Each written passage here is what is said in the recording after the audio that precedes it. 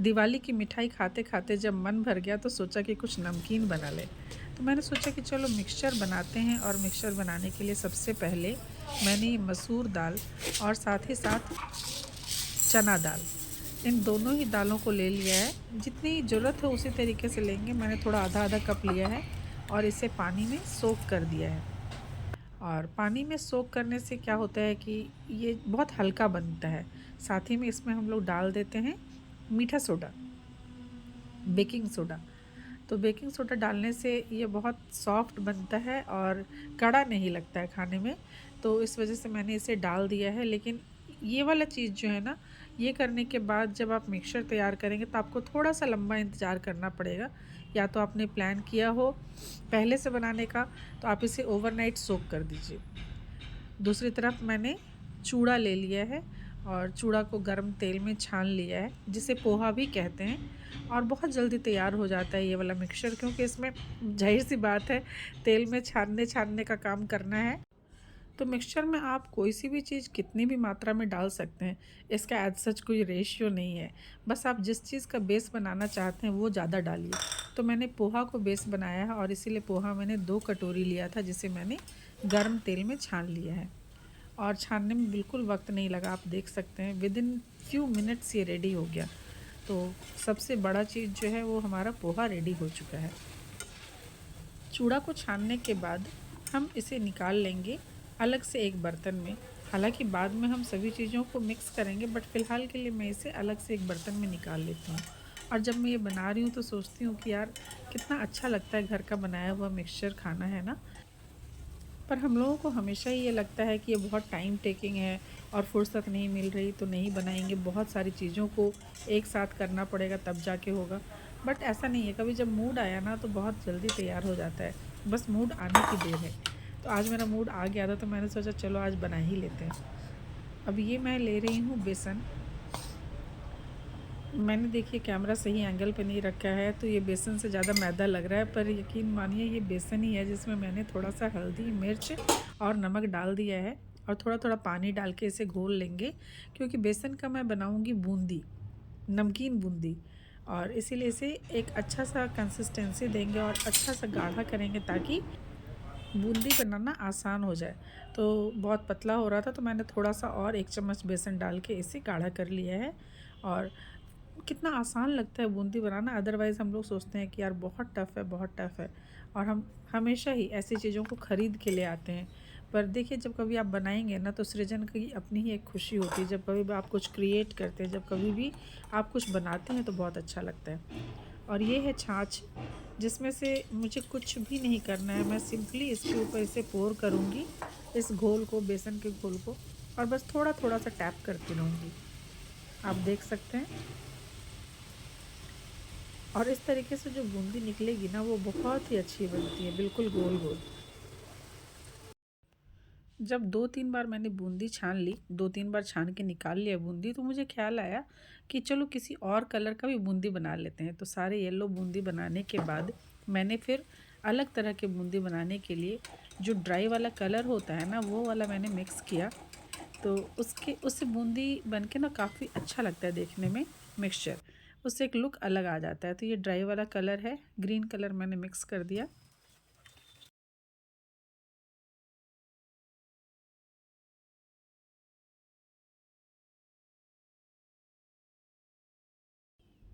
Same procedure का इस्तेमाल करके मैंने ग्रीन वाली भी बूंदी बना ली और इसके भी 2-3 बैचेज बना लिए। जैसे मैंने येलो वाले के 2-3 बैचेज बनाए थे ना, ठीक उसी तरह से ग्रीन वाले के भी 2-3 बैचेज बना लिए।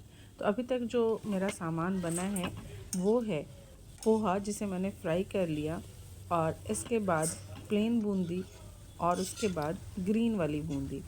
और इसके बाद अब क्या ऐड करूं, इसके लिए मैंने सोचा कि चलो बेसन का सेव बना लेते हैं।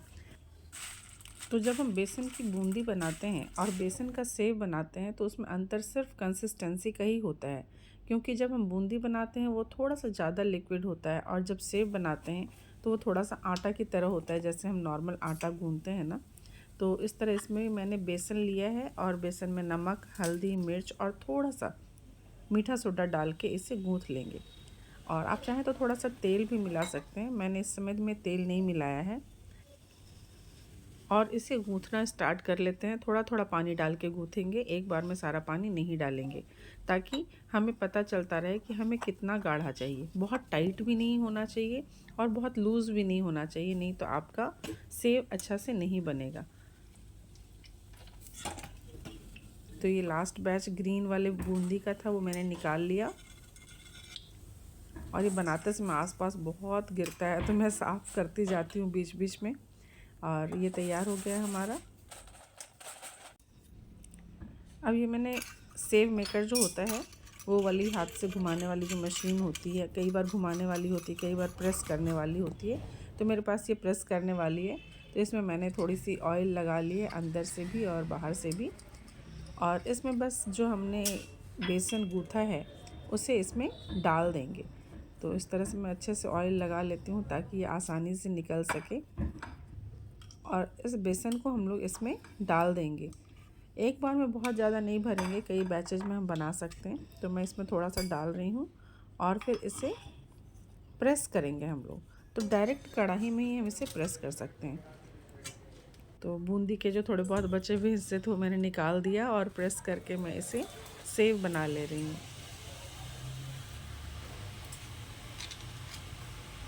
अब जब ये बना रही थी तो मैंने सोचा भाई जब बूंदी दो तरह की डाली है तो सेव भी दो तरह की डाल लूँ। तो थोड़ा थोड़ा ही मैंने बनाया है, ज़्यादा नहीं बनाया है। वक्त थोड़ा लगता है और वक्त की थोड़ी कमी भी होती है, तो मैंने सोचा चलो मन हुआ है बनाने का तो बना लें। तो मैंने ये पतले वाले सेव बना लिए और इसके बाद इसे भी मिक्स कर लिया।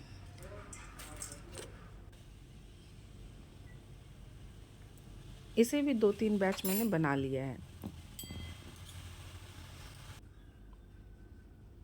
और इसके बाद ये मोटे वाले सेव के लिए ये वाला सांचा लगा लिया है और इसके साथ मैं मोटे वाला सेव भी बना लेती हूँ। तो इस समय हमारे पास 5 चीज़ हो चुका है। एक तो पोहा, दूसरा नॉर्मल वाला बूंदी, फिर ग्रीन वाला बूंदी, फिर पतला सेव और अब जो मैं बनाने जा रही हूँ ये मोटा वाला सेव। तो इसे भी हम लोग सेम प्रोसीजर से बनाएंगे। ये थोड़ा सा मोटा मोटा बनेगा और इसके बस जो हम गूँथते हैं ना वो सही होना चाहिए, फिर ये बहुत ही अच्छा बनता है और बहुत ही टेस्टी। तो इसको भी हमने अच्छे से तल लिया है और निकाल लिया। अब मन कर रहा था कि इसमें मूंगफली मिला दूं, लेकिन मूंगफली मैं खोज खोज के परेशान हो गई, कहीं मिल ही नहीं रहा था। पूरा का पूरा पैकेट कहाँ रख दिया मैंने।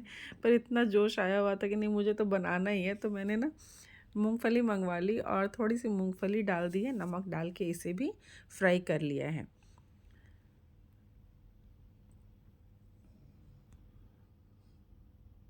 अच्छे से फ्राई होने पे हम इसे निकाल लेंगे। मूंगफली का अच्छे से भुनना ज़रूरी है। इस समय आँच थोड़ा सा मीडियम रख लीजिएगा, अदरवाइज़ क्या होता है कि यदि तेज़ आँच रखेंगे तो दिख तो जाएगा कि ठीक है भुन गया है, पर कई बार अंदर से कच्चा होता है। अब ये सारी चीज़ों के साथ मुझे 2 तरह के दाल भी मिक्स करने थे, लेकिन वो अभी सोख ही हो रहे थे। तो मैं इसे, वो ठंडा में ये हो जाता है ना, थोड़ा-सा सॉफ्ट बन जाता है, इसलिए मैंने इसे एक डिब्बे में बंद करके रख दिया कि अब तो ये दाल वाला मैं कल ही भून पाऊँगी। तो मैंने इसके रख दिया। रात भर फिर मैंने दाल को इस तरीके से सुखा दिया। और आपको ध्यान होगा कि मैंने क्यों बोला था कि यदि हम दाल मिक्स करते हैं मिक्सचर में तो हमें थोड़ा वेट करना होगा। तो यदि प्लान करके बना रहे हैं तब इसे ओवरनाइट सोक कर दीजिए। मैंने विदाउट प्लानिंग बनाई थी, तो मैंने सुबह में दाल डाला था और सुबह क्या ऑलमोस्ट दोपहर ही हो गया था जब मैंने दाल फुलने डाला था। और उसके बाद रात में सोने से पहले मैंने इसे फैला दिया था। अगले दिन सुबह ये अच्छे से हो चुका था, पानी इसका पूरा सूख चुका था, गीलापन नहीं होना चाहिए। फिर मैंने इसे इस तरीके से निकाल लिया और इसे भी हम लोग फ्राई करके डालेंगे। इस तरीके से जब दाल को सोख करके सोडा के साथ मिक्स करते हैं ना तो बहुत ही सॉफ्ट बनता है। दूसरी तरफ मैं मसाला तैयार कर लेती हूँ, जिसमें मैंने डाला है गोल मिर्च, अमचूर पाउडर, चाट मसाला, कश्मीरी लाल मिर्च और बिल्कुल थोड़ी सी रेगुलर लाल मिर्च। इसे अच्छे से मिक्स कर लेते हैं। ये हमें लास्ट में काम आएगा, जब सारी चीज़ों को भून लेंगे हम, उस समय हम इसे मिलाएंगे। तो सारे मसालों को मिक्स करके मैं एक तरफ रख लेती हूँ। थोड़ा सा स्वाद इन्हेंस करने के लिए इसमें थोड़ा सा काला नमक डाल देते हैं, तो वो भी मैं इसमें मिक्स कर देती हूँ। तो हमारा मसाला तैयार हो जाएगा पूरी तरह से।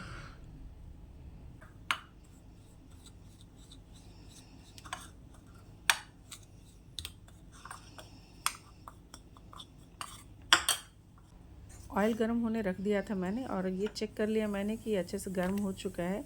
तो इसके बाद मैं इसमें दोनों तरह के दाल को फ्राई कर लूँगी। तो पहले मैं चना दाल फ्राई कर लेती हूँ। सोख होने के बाद जब हम इसे फ्राई करते हैं ना, तो 5 से 6 मिनट तक फ्राई करना पड़ेगा, तभी अच्छे से होता है।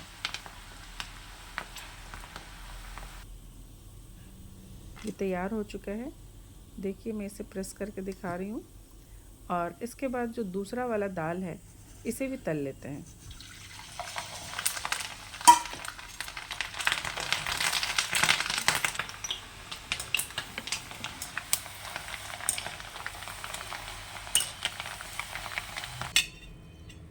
तो अब जाके मिक्सचर बनाने का मेरा पूरा सामान कंप्लीट हो पाया है। मैंने बोला ना, दाल की वजह से मुझे अगले दिन वेट करना पड़ा और बाकी चीज़ें तो तुरंत ही हो गई थी। तो इसमें चूड़ा है, मूंगफली है, इसके अलावा इसमें 2 तरह की बूंदी है, 2 तरह के सेव हैं। आप चाहें तो इसमें कुछ और भी मिक्स कर सकते हैं। मैं करी पत्ता नहीं डाल रही हूँ क्योंकि मेरे बच्चों को करी पत्ता वाला मिक्सचर पसंद नहीं आता है, तो आप वो भी डाल सकते हैं। मुझे बहुत मन कर रहा था डालने का, पर मैंने रोका अपने मन को। तो फिर आप वो डाल सकते हैं, नारियल डाल सकते हैं, आप ड्राई फ्रूट्स डाल सकते हैं। मेरे बच्चे बहुत सीधे साधे, ये ड्राई फ्रूट्स वगैरह बिल्कुल नहीं खाना पसंद करते हैं। तो मैंने सोचा चलो यार, ये सिंपल सा जो मिक्सचर होता है ना, यही डाल के बना लेते हैं, मन इतना कर रहा है। तो आप भी बनाइए। दिवाली के बाद ऐसा होता है कि मीठा मीठा खा खा के हमारी स्थिति बिल्कुल ख़राब हो गई होती है।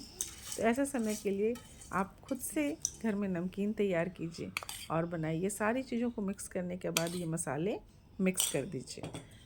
तो मैं पूरा ही मसाला मिक्स कर देती हूँ क्योंकि मैंने पूरा इसी के अंदाज से ही बनाया था।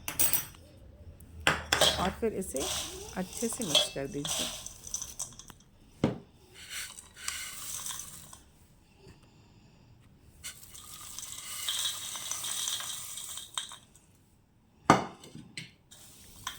ये वाला बर्तन इतना भर गया था कि यदि मैं इसे हाथ से मिक्स करती तो ये गिरता है, इसलिए मैंने स्पैचुला का इस्तेमाल किया है। और इसे मिक्स कर लेते हैं अच्छे से। मसाले सारे कोटेड हो जाने चाहिए इसके ऊपर, इससे इसका टेस्ट भी बहुत गजब आ जाता है। होममेड मसाले हैं और इस तरीके का मसाला डाल के भी बहुत टेस्टी लगता है। और अब इसे मैं शिफ्ट कर लेती हूँ बड़े बर्तन में, ताकि मैं इसे अच्छे से मिक्स कर सकूँ, क्योंकि एक बहुत ही छोटा बर्तन था और इसमें अच्छे से नहीं हो रहा था। बस ये तरीका मस्त है। इस तरीके से आप डब्बे में डाल लीजिए और उसके बाद फिर आप चाहें तो इसे अलग अलग बर्तन में स्टोर करके रख सकते हैं। तो फ़िलहाल तो मैं इसे निकाल लेती हूँ इसमें।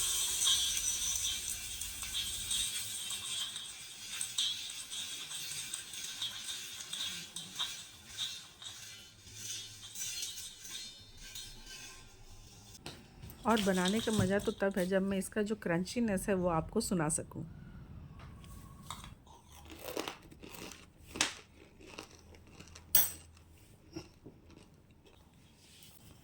तो फाइनली इसे हम एयर टाइट डब्बे में बंद करके रख देंगे ताकि इसमें हवा ना लगे और ये बहुत समय तक सुरक्षित रहे। और जब जब आपका मन करे आप डब्बे को खोलें, मिक्सचर निकालें और एंजॉय कर सकें। तो कैसी लगी आप लोगों को मेरी वीडियो, ये ज़रूर बताइएगा कमेंट सेक्शन में। और इसके अलावा आप मेरे वीडियोस पे, आप मेरे चैनल पे और क्या देखना पसंद करते हैं ये भी ज़रूर जिक्र कीजिएगा। मैंने मिक्सचर को बना के रख लिया है।